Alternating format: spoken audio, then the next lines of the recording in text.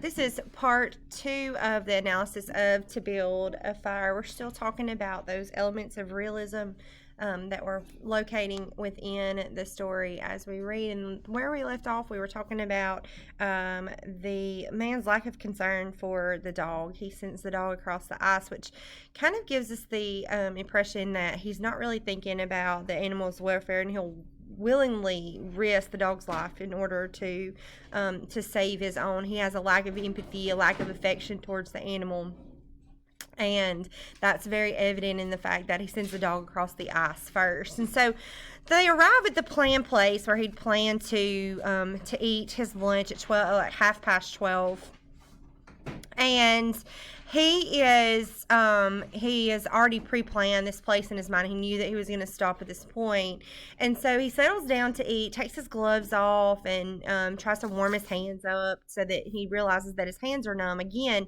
we're talking about 75 below zero weather. Like, he was unprepared for this cold, and he really wasn't really thinking about those things as he was going along there. So he tries to take a bite of his food. He had kept the food within his jacket so that it would stay warm and it wouldn't freeze, and so he takes it out to eat it, and he realizes that around his mouth, where he's been breathing, exhaling and inhaling, that moisture has frozen, and his beard has frozen, and it's almost frozen his mouth shut, so he's unable to open his mouth in order to eat.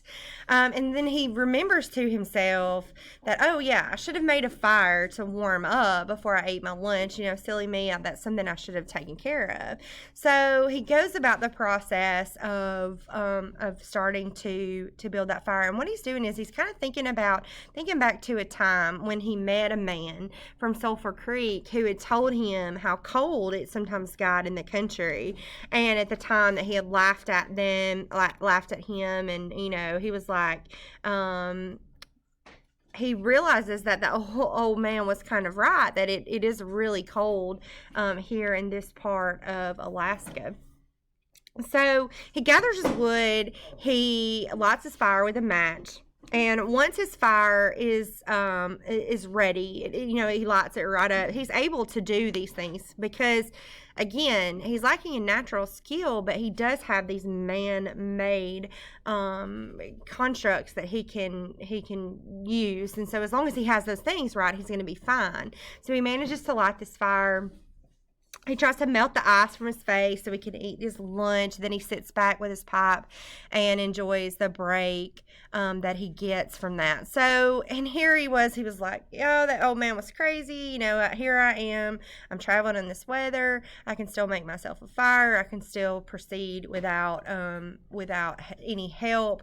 He was crazy. So they continue their trek after lunch. And the dog that's traveling with him, again, we've talked about this several times, the dog is instinctively aware that it is entirely too cold for them to be traveling in this weather, and the dog doesn't want to leave the fire. He is very, he whimpers a little bit around the fire. He wants to stay by the fire. And the man, obviously with no concern for anything other than just getting to his final destination, he yells at the dog and whistles at the dog, and the dog jumps up only after that harshness in the man's voice. And the dog is going to follow along behind it. But the dog did not want to go. And that should have been like another sign for the man that this dog did not want to leave the comfort of that fire. He knew it was too cold for them to be traveling around. So he knows that because of what happened with the dog falling into the ice, that this is something that can happen. So he's trying to kind of walk very carefully as he's walking along, and he is, he's done well so far. Like he's doing great there, because he knew that if he fell into the water at this point, like, he would have to stop on his journey. He would have to make a fire, dry his feet out, dry his shoes out in order to continue on his journey. And he's all about keeping to the schedule, and which is another bit of that foreshadowing that we kind of talked about. We see that this is where that is heading, and it's been heading the whole time. So, without warning, as he's traveling along, he falls and breaks through the ice in a very shallow pool, and he wets himself all the way up to his knees. So now his boots are wet, his pants are wet, his socks, everything, and he knows that he has to build a fire because we're talking about extreme temperatures. We're talking about negative 75. So he's got to dry out because his feet will freeze at that temperature if he's not able to warm them up. You know, if it was if his feet were dry, he could run to get his blood circulating. But even running at this point wouldn't keep wet feet from freezing because the temperature is so extreme. So he has got to build a fire again. So no problem, right? He's already done it once. He knows how to do it. So where he is at that particular spot, where he is, he's walking along this creek, and he decides that he's going to build his fire up underneath the shade of some trees. He thought that would be the easiest place for him to be, to kind of gather twigs and brush and stuff to build his fire. So he gathers some firewood, he gets his sticks and twigs, he finds some dry grass, he puts it together, he gets his match out, he lights it on fire, and it flames back up. And so he's thinking, okay, like, see, again, I've gotten myself in trouble, I've saved myself, I've got this fire going. But his problem is that he is building a fire underneath a bank of trees in a snowstorm. So he's literally lighting a fire underneath a tree that is like completely covered in snow. And so his movement that he had made underneath the tree while he was gathering the branches and the twigs and the grasses and stuff together, it causes a little snow avalanche, essentially, which falls onto the fire and puts it out. Well, initially, he's not concerned. He's like, oh, man, what a shame. I'm going to start to try to build my fire again. But he starts thinking about the fact that his body is reacting strangely at this temperature. So his hands are numb. His feet are numb where they're wet, they're freezing solid, pretty much over. His legs are freezing. And so it scares him a little bit because his hands, he was once able to kind of like strike them against his body to like wake up the feeling. But as soon as he stops striking his hands go back to their numb state. On top of that, his feet, he can feel that he has no feeling in his feet, his legs below the knees, his face, his nose and cheeks that were uncovered, the part that his beard wasn't touching, it had already was freezing over. But the guy still has like no concept that he's in any kind of real danger. He starts thinking, I might lose a couple of toes, but I'm going to get a fire started. I'm going to get warmed up and I'll get to the creek and I can really dry out when I get to the boys back in the camp. And then his thoughts immediately go back to that man that said, you shouldn't really travel by yourself, that old timer, you shouldn't travel by yourself in the weather like this. And he was like, oh man, maybe he was right. If I had been traveling with a companion and here I am, I'm frozen, my companion could have made a fire and it would have made everything better. So we have the failed fire attempt. He starts trying to gather again, and then things are going to start happening in rapid succession. The dog is panicking. Like, the dog knows that if this fire is unsuccessful, like, they're in real danger of freezing to death where they are. So in desperation, he starts grabbing things to try to fix another fire, and he realizes that his hands won't do what his brain is telling them to do. Like, he cannot grasp anything because his hands are frozen and they're numb and he can't feel any sensation in them. So he panics, obviously. He tries to light a match. It drops to the ground in the snow and it's ruined. It flames up. He tries to light another one with his mouth against the bark of a tree, and the smoke goes up his nose, and he ends up burning part of his face, which he really can't feel, but he knows it's burning, and he drops that match. And then in desperation, he grabs the whole pack of matches and strikes them, which flame up, and then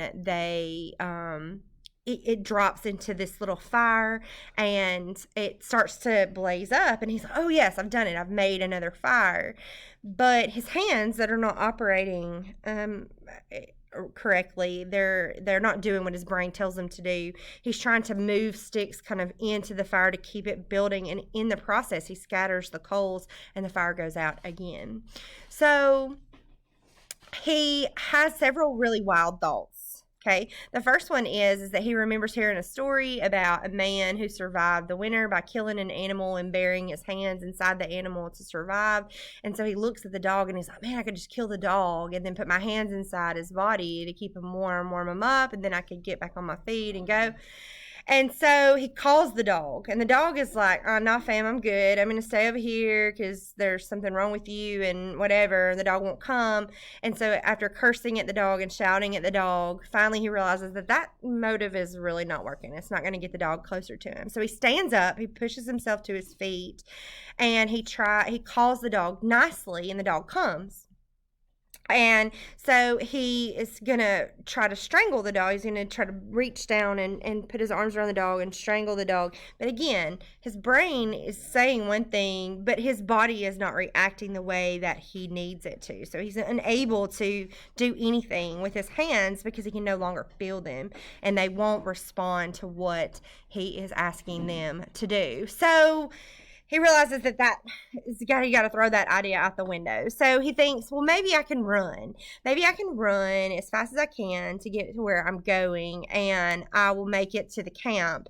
And so he attempts to take off running. And so he's running in a panic because he knows that he's in serious trouble now. If he doesn't get warm soon, like he's in real danger of freezing to death. So he manages to run for quite a little pace until he falls, obviously, because he can't feel anything. He's just kind of running blindly. He trips over something and falls down, and then he thinks for a moment about not getting back up, and then he panics again and jumps up and begins to run again. And so he kind of does this whole like run/walk, run again, fall down, jump up, run, walk, that kind of thing. And then he's just kind of overcome with a sense of calm. He falls down, and he thinks about laying there, and he's no longer feeling the cold, because what has happened is it's like his body is in shock. It's starting to shut down because he is not warm anymore. And he thinks like, hey, I'm going to do this with dignity. I'm not going to keep running about like a foolish person here. He's sleepy, which is the processes of like frost and extreme temperature. You get warm and comfortable inside your mind, and you fall into a sleep, and then you just don't wake up anymore. So he lays down, and he starts thinking lastly about that guy, that, oh man, that guy was right. It is really cold. I should have had a partner with me. I should have been able to bring somebody with me so that I could be saved. And then he falls into a restful sleep. So the dog sits waiting for a really long time for the man to get up, and build a fire. The dog is not really aware of what's happened, and he realizes that something's wrong because the man has laid too long in that position without moving. And so he jumps up, and he whimpers a little bit, trying to get the man's attention, get him up, and the man doesn't respond. And so he moves close to the man, which is where he starts to smell death. They can smell death long before there's any kind of decomposition or whatever. And he howls a few times, and then he leaves, running along the trail to the camp, seeking people that can actually make fires and take care of him. So very realist in nature. The man is unaware of lacking the imagination. He's not able to fathom that it was too cold indeed for him to be out about and moving about.